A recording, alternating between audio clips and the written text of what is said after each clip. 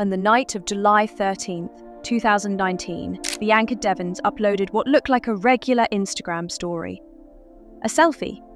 Soft lighting. Glitter on her cheeks.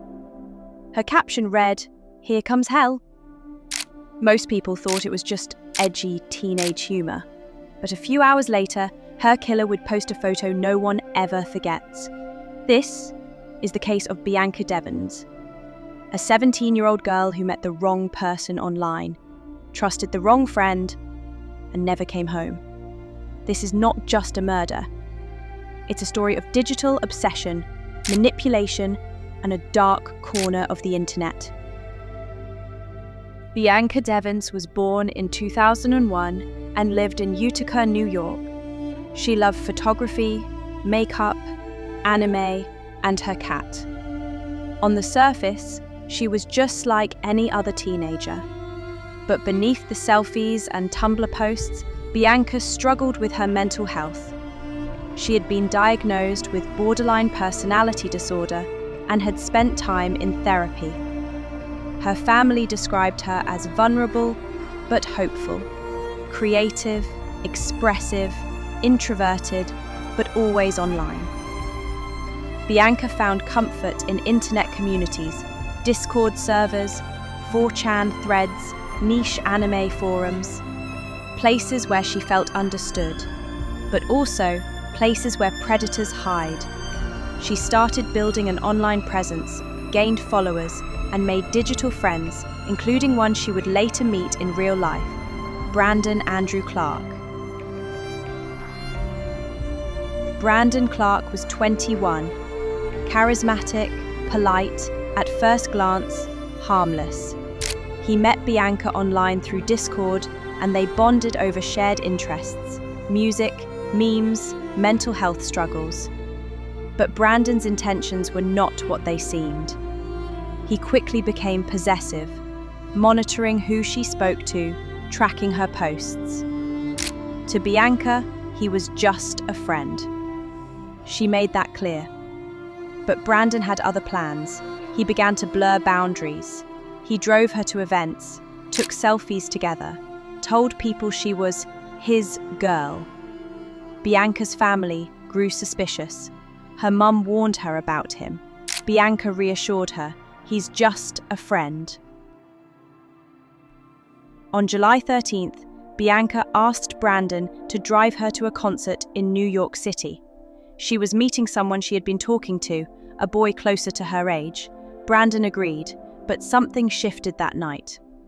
At the concert, Bianca posted stories. She looked happy, free, but Brandon was watching and growing more jealous by the minute.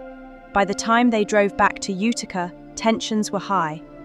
Bianca dozed off in the passenger seat. Brandon, furious, was already planning something.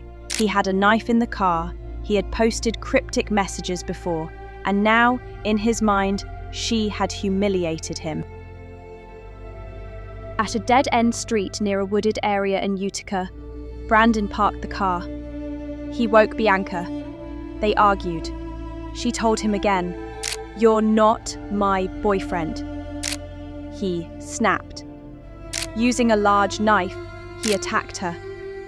Bianca fought back. Her injuries showed defensive wounds, but it was too late. Brandon took a photo of her body, then uploaded it to Discord. Captioned, "I'm sorry, Bianca." The image spread like wildfire. At first, many thought it was fake, cosplay, Photoshop, but it wasn't. Her followers watched in horror as more posts appeared. "I'm going to jail. This is the end." Brandon tagged her friends, her sister, even her mother. Bianca's family was frantic. They called her phone, checked her location. By the time police found the car, Brandon was trying to harm himself. He had posted a final message. "My brother is going to find my body." But he survived. Inside the car, police found Bianca's body, covered with a tarp. Her throat had been slit. A selfie stick with blood on it lay beside her. The internet exploded. Photos of Bianca's death were being reshared, re-uploaded, and recontextualized. Reddit threads, TikToks, Instagram stories. Her family begged for it to stop, but it wouldn't, not for days, not even after platforms promised to intervene. Brandon Clark was charged with second-degree murder. He pleaded guilty. There was no trial, only statements. Bianca's mother described the moment she saw the image. Her sister said she couldn't open her phone for weeks. Brandon showed no emotion. In 2020, he was sentenced to 25 years to life. But justice felt hollow, because what happened to Bianca didn't stop with her. Her photos still circulate. Her name is still used in hashtags by trolls. And the pain hasn't faded. In the wake of her death, Bianca's family launched a foundation in her name. They now advocate for digital privacy laws and for platforms to do more to stop the spread of graphic content. Her story has been cited in debates about internet moderation, youth mental health, and stalking. But for those who knew her, Bianca wasn't a case or a hashtag. She was an artist, a sister, a daughter. Her mother keeps her room intact. The fairy lights still glow. Her cat still waits at the door. Bianca Devins was 17. She wanted to grow up, travel, make art, fall in love. But her life was stolen by someone who couldn't take no for an answer. The story isn't just about murder. It's about boundaries, about control, about a world where digital obsession can become deadly. If this story moved you, share it. Say her name.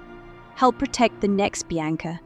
This was the story of Bianca Devins, and this is Behind Her Mask.